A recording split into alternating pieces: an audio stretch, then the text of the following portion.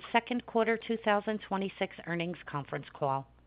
My name is Holly, and I will be your conference facilitator today. At this time, all participants are in a listen-only mode to prevent any background noise. Following management's prepared remarks, we will open the call for questions. Please note that today's call is being recorded and is also being webcast through the Investor Relations section of ACACIA Research's website. I would now like to turn the conference over to Elizabeth Chaconas of Gagne Communications. Elizabeth, please go ahead.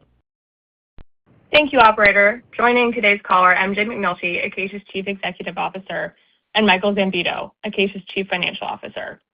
Before management begins its prepared remarks, I'd like to remind everyone that certain statements made during today's call constitute forward-looking statements within the meaning of the Private Securities Litigation Reform Act of 1995.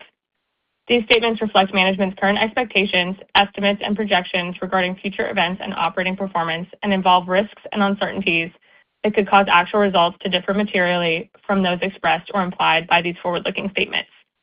Please refer to ACACIA's filings with the Securities and Exchange Commission, including our annual report on Form 10-K and quarterly reports on Form 10-Q, for a discussion of these risks. Earlier this morning, ACACIA issued a press release announcing its second quarter 2026 financial results. That release, together with our earnings presentation, is available in the Investor Relations section of our website. During today's call, management will discuss certain non-GAAP financial measures. Reconciliations are included in this morning's earnings release. With that, I'll turn the call over to ACACIA's Chief Executive Officer, MJ McNulty. Thank you, Lizzie, and good morning, everyone. Thank you for joining us today and for your continued support for what we're building here at ACACIA. We're pleased with our performance during the second quarter. Our results reflected continued execution across our operating businesses, disciplined capital allocation, and the benefits of our diversified business model. Our operating companies continued to perform well, and our streamlined intellectual property platform generated meaningful licensing revenue. During the quarter, we generated total revenue of $114.6 million, operated segment adjusted EBITDA of $22.8 million, and total company adjusted EBITDA of $17.3 million. We ended the quarter with $334.6 million of cash, securities, and loans receivable, while continuing to maintain no parent company debt, providing us with significant financial flexibility. Our objective has never been to maximize short-term earnings. Instead, we focus on compounding long-term intrinsic value per share through disciplined capital allocation, acquiring businesses at attractive valuations, improving their operations through active ownership, and deploying capital where we believe it can generate attractive long-term returns, whether in our existing businesses or by acquiring new platforms. As we discussed during our annual meeting, we continue to evaluate a broad range of acquisition opportunities. We remain patient and disciplined, pursuing only those opportunities where we believe our operational expertise and investment approach can create value beyond the purchase price. In our view, one of the greatest competitive advantages a capital allocator can have is the ability to wait for the right opportunity rather than feeling compelled to acquire companies under a specific timeline. Across our existing portfolio, we continue to execute against our strategic and operational priorities. Benchmark generated strong cash flow while advancing its well development program. Deflecto continued its manufacturing optimization and restructuring initiatives that are shaping the platform for profitable growth. Printronix once again demonstrated the resiliency of its business model through strong cash generation and an improved product mix. Our intellectual property platform also delivered meaningful licensing activity through the Wi-Fi 6 portfolio. As always, licensing activity should be viewed over longer periods, given the inherently episodic nature of settlement timing. We've also significantly rationalized the platform's cost structure and streamlined the business to better align expenses with the timing and nature of licensing opportunities.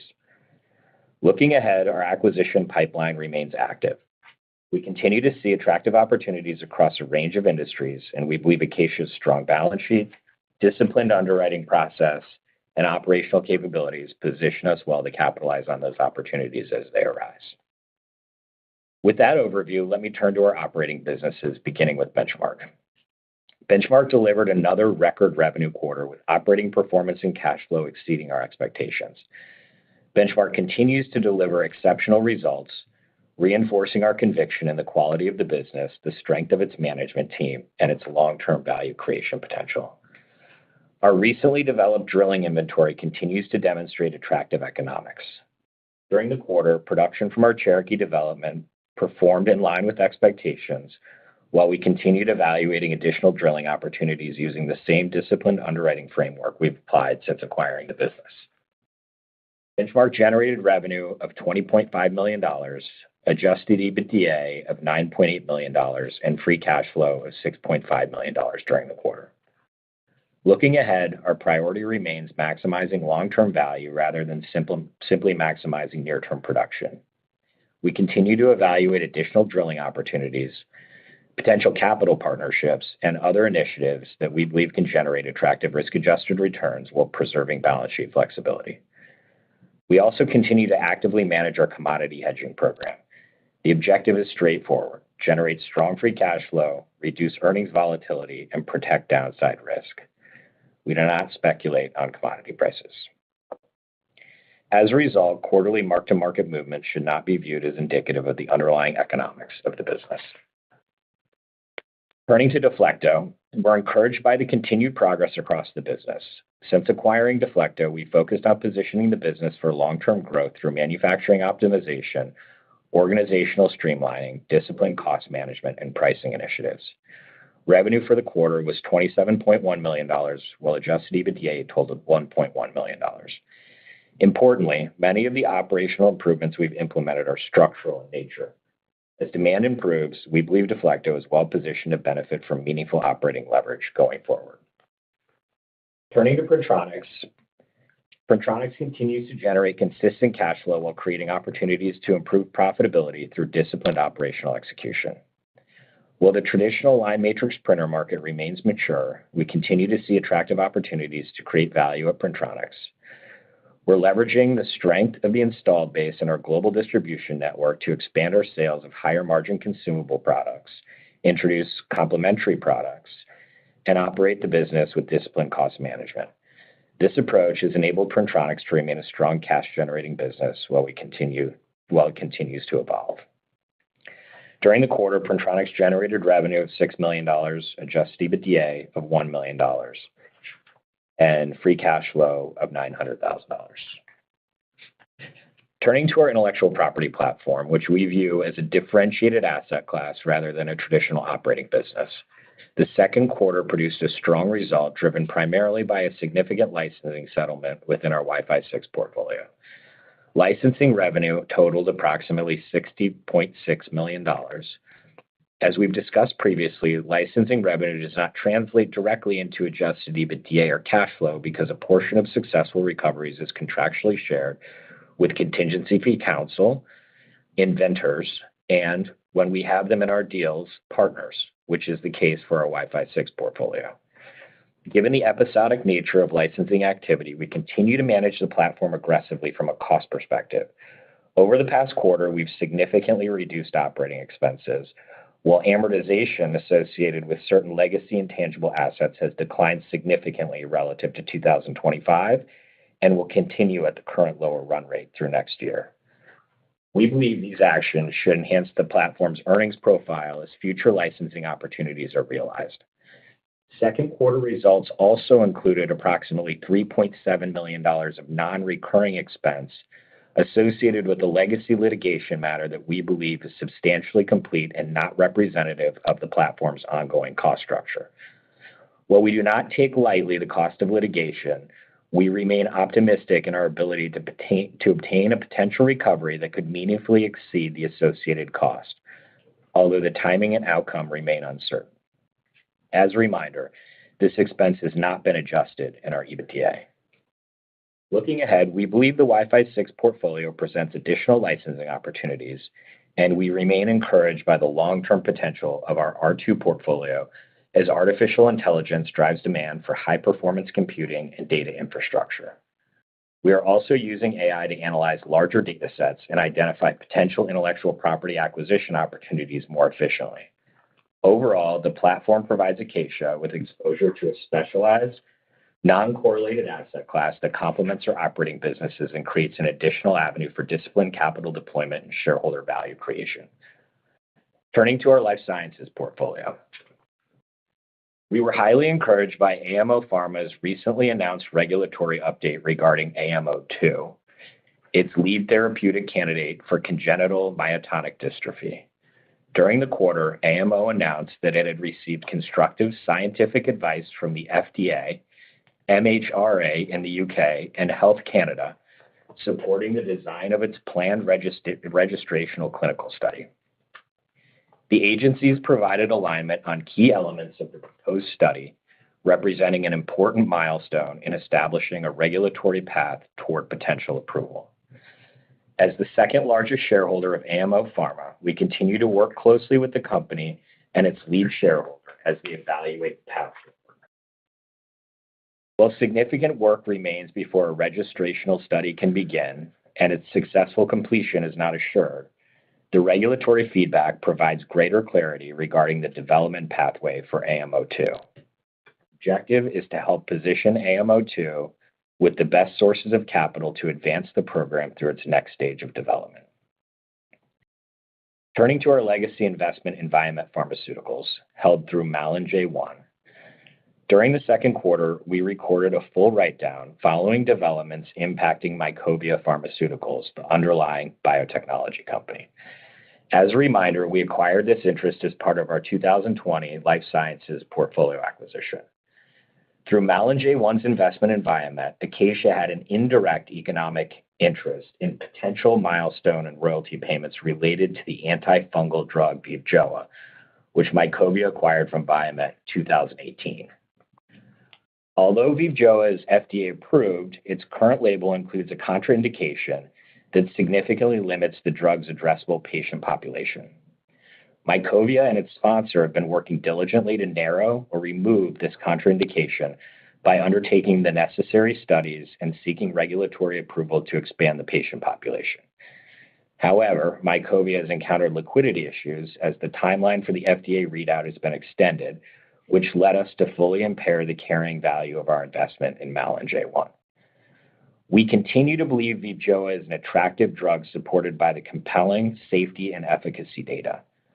Accordingly, we've been actively working with Mycovia to evaluate potential financing alternatives that would allow it to fund operations through certain upcoming FDA milestones. One potential transaction under consideration would give Acacia a direct ownership interest in Mycovia rather than an indirect economic interest through Viamet's milestone and royalty rights, and provide us with significantly greater participation in any value created if Mycovia achieves its regulatory and monetization objectives. Biotechnology investments are inherently risky, and there can be no assurance that a transaction will be completed or that Mycovia will achieve its regulatory objectives. Nevertheless, Mycovia has invested considerable time and resources to position VIVJOA for the upcoming FDA review, and we believe that a favorable regulatory outcome could create significant value. Although our life sciences investments are non-core and represent a modest portion of Acacia's overall value, we'll continue to manage them actively and with discipline, seeking to maximize value and pursue monetization opportunities when appropriate. While we're not traditional biotech investors, situations like Mycovia and our ability to potentially create an opportunity is an example of what Acacia is uniquely positioned to execute. Lastly, turning to our public securities portfolio, we continue to see compelling opportunities in the small cap public markets. Market volatility, limited research coverage, and constrained access to capital can create meaningful gaps between market prices and the underlying value of high-quality businesses. Our public market activity is closely connected to our broader acquisition strategy. When we identify a business that could be an attractive fit for the Acacia platform, we may establish an initial toehold position while we deepen our diligence, engage with management where appropriate, and evaluate the potential for a broader strategic transaction. Importantly, we remain flexible and focused on generating the best risk-adjusted return while avoiding value traps. A public market investment may lead to an acquisition or other strategic transaction, but that's not the only path to value creation. When market developments cause a position to more fully reflect or exceed our assessment of its value, we will actively and decisively trim or exit our investment and redeploy the capital into more attractive opportunities. During the quarter, this strategy contributed meaningfully to our results.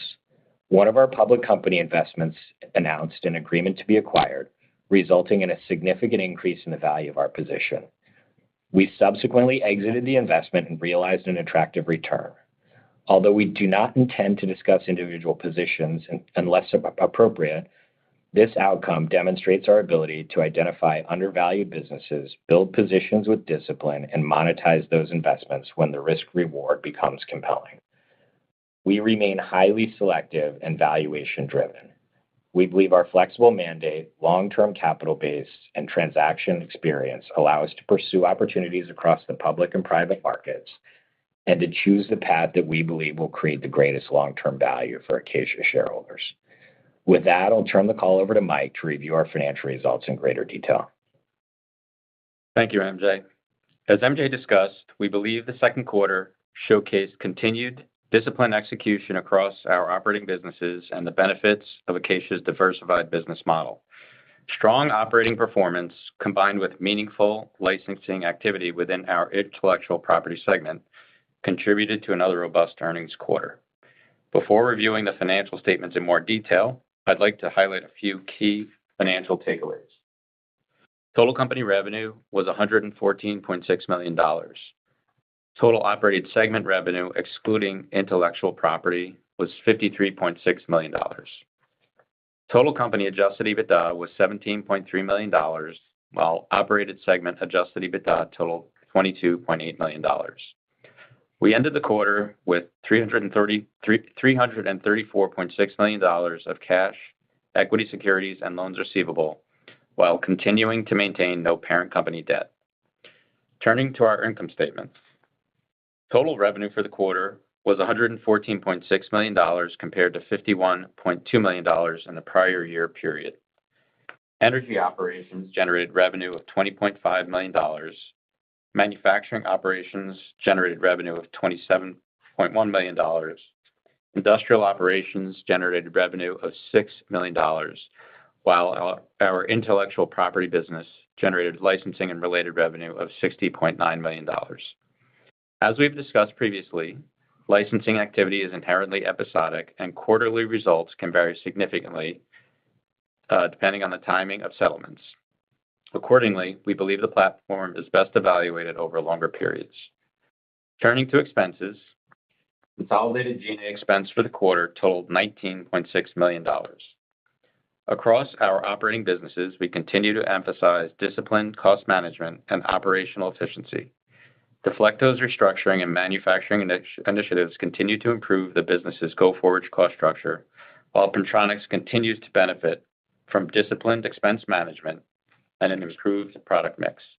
Additionally, as MJ mentioned, we have recently reduced costs at our IP business to better align expenses with licensing opportunities.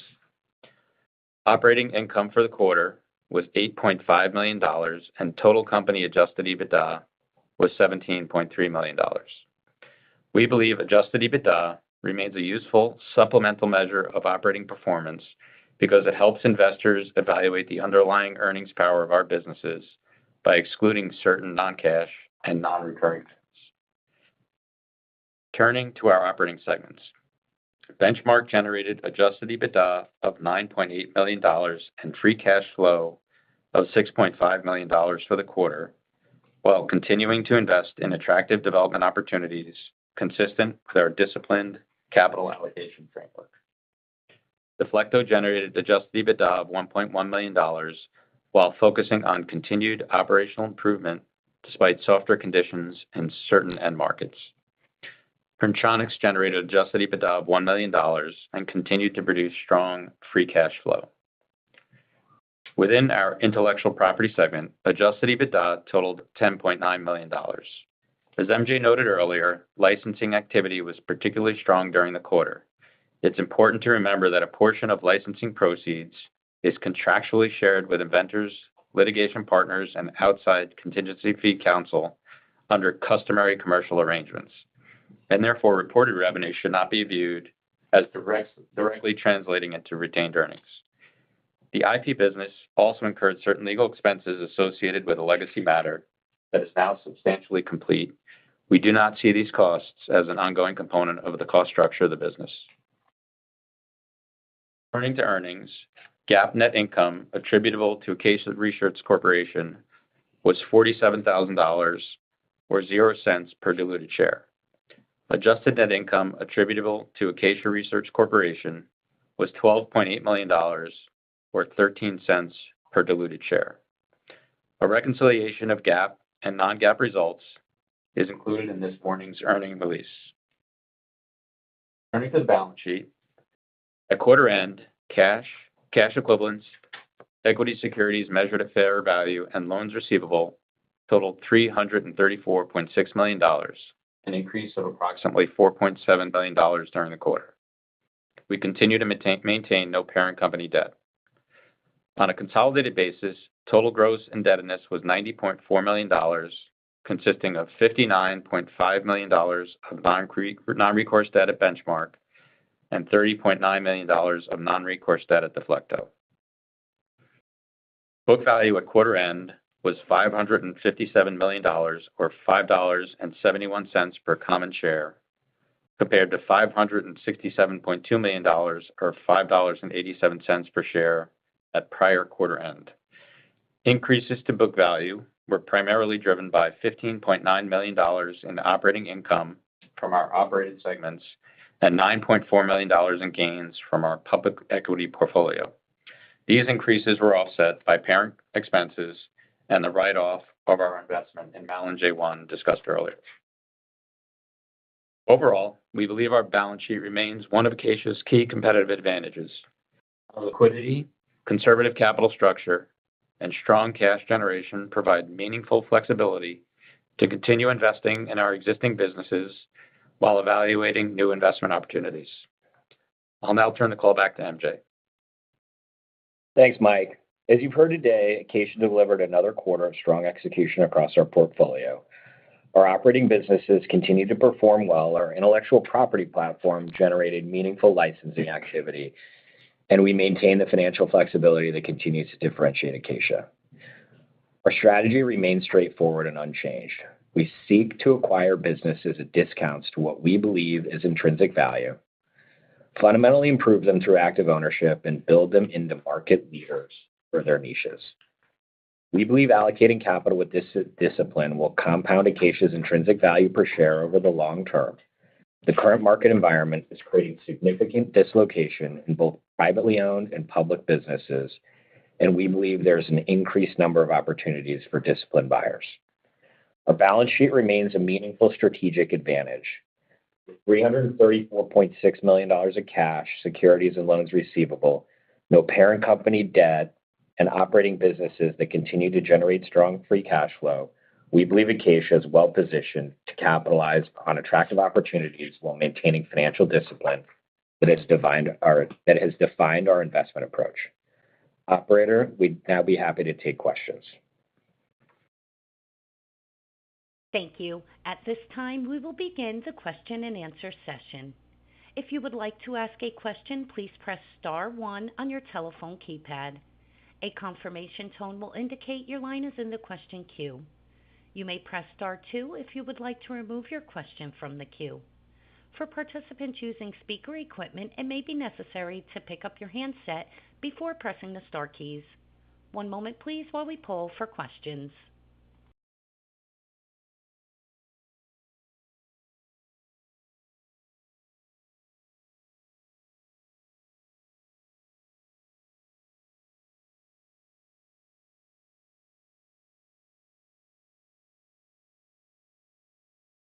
Your first question for today is from Brett Reiss with Janney Montgomery Scott.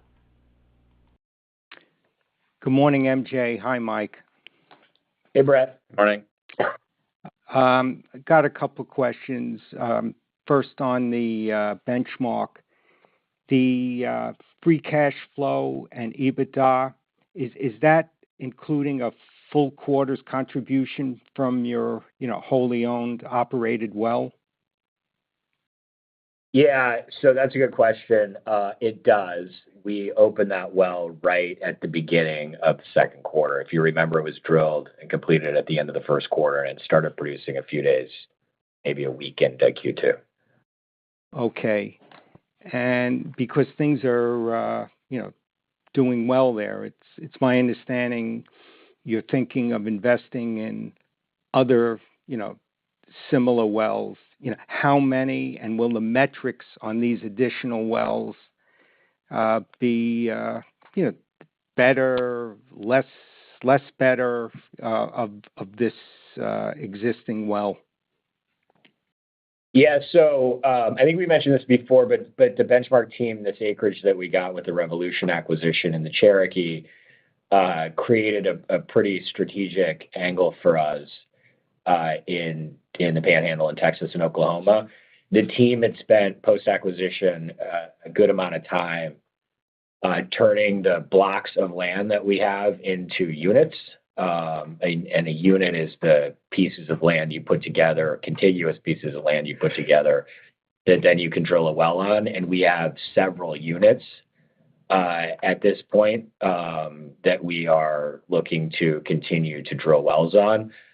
You can usually drill 2 wells per unit. What we're trying to do is drill 1 well per unit, so we create a producing well in the form of PDPs, and then we have an offsetting well in the form of a PUD that creates value. And so the team's work on creating several units to go drill is pretty well advanced. In terms of well performance, each well is independent of one another, but we're underwriting to type curves in future wells that look similar to the performance of the Cherokee well that we drilled in Q1. All right, that sounds good. Pivoting to Deflecto, I was a little disappointed. There seemed to be tailwinds with Class A, trucking. Some of the firms that released, earnings, they were good. It just still hasn't been reflected in Deflecto's numbers yet. Yeah, I mean, we look at that as an attractive leading indicator for Deflecto.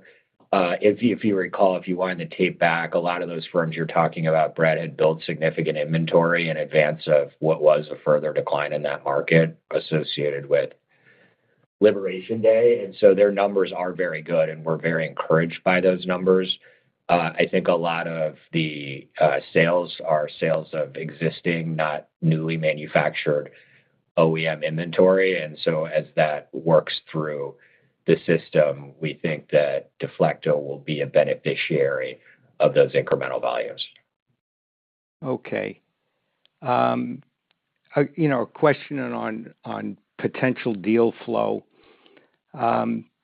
Since interest rates have remained higher for longer, and as time passes, the tenor of the investments in private equity and credit, pass on. Has that resulted in a level of stress so that any potential deals you're looking to do with private equity and private credit might, be closer to the finish line?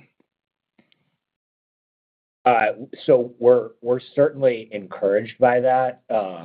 Our friends in private equity have been investing, as they always do, through up cycles and down cycles, which is their remit. A lot of the acquisitions that were done in the COVID era, call it end of 20, 21, 22, are, as you point out, Brett, now starting to mature into longer hold assets inside these private equity funds. Our deal flow has never been stronger, actually, and we have been talking to folks that are in the position where they have, to address your point on the private credit side, have private credit lenders that want out of those businesses and don't want to, or not necessarily well situated to take the keys. So we have a handful of conversations going on there. And then in private equity, we see a lot of opportunities. Our not reluctance to engage in those, but we don't want to engage in situations where they're broad auction processes, and we're one of 100 people that get a confidential information memorandum and then submit an indication of interest, meet management, spend money, time, so on and so forth. So we're really focused on the acute situations in the private equity world. And right now, we're seeing a lot of things that are not private equity owned that we think are really attractive and themes that we've liked over time and have studied and developed strong theses on over time, where it's a bilateral discussion and it's not a process, and certainty of outcome is related to our diligence and not a potential competitive buyer that's willing to pay another $10, $50 a share for a business. So we're actually pretty encouraged by the deal flow. We continue to see a lot of deal flow. We are sitting kind of in the center of almost, if not all, of the deal flow that fits into our purview. But the quality of that deal flow, both from a company perspective and operating model perspective, but as well as the ability to get something done as opposed to wasting time, is very encouraging right now. Right. One last one from me.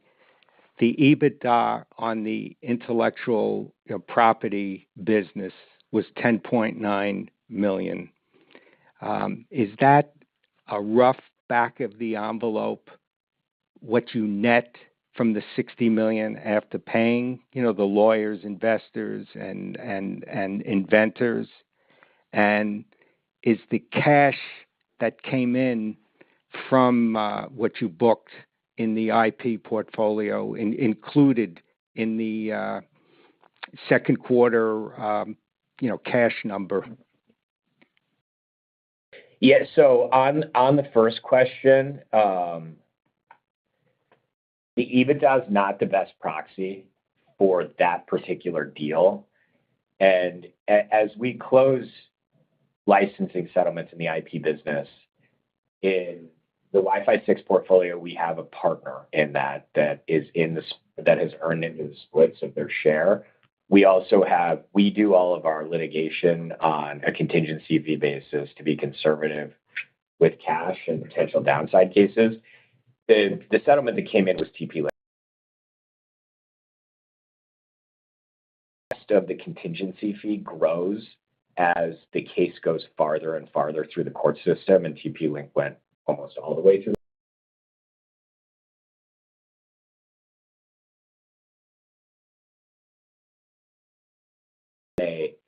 Being a metric for cash on that settlement, you got to remember there were $3.7 million of legal expenses in that.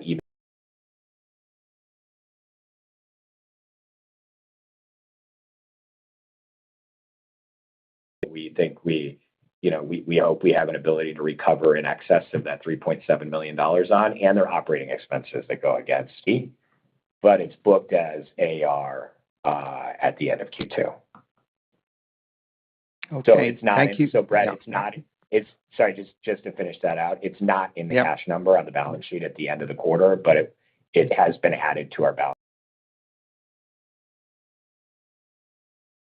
Thank you very much for taking all my questions.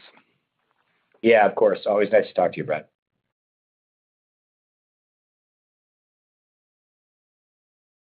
To ask a question, please press star 1.